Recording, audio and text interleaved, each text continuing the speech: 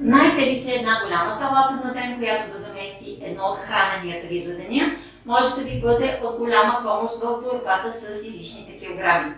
Но какво означава голяма салата и какво да има в нея?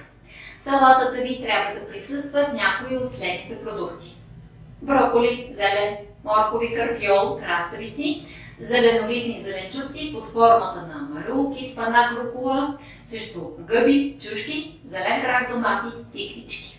Те са изключително богати на витамини и минерали и са много обемисти. След голяма порция салата ще се чувствате буквално претъпкани с храна, а ще сте приели незначително количество калории. И така, вземете голяма купа, сложете в нея 3-4 чайни чаши зеленолистни зеленчуци. След това добавете щедро и от някои от другите продукти, които изброих.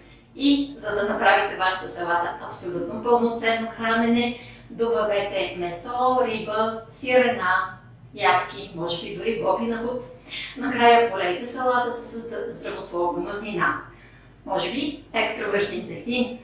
Това е вкусно, засищащо и усещате как мазнините по тялото ви се топлят. Аз съм Таня Петров, консултант по хранене съм. За повече съвети ме последвайте, а за лични консултации относно отслабване посетете сайта ми Отслабни Беги.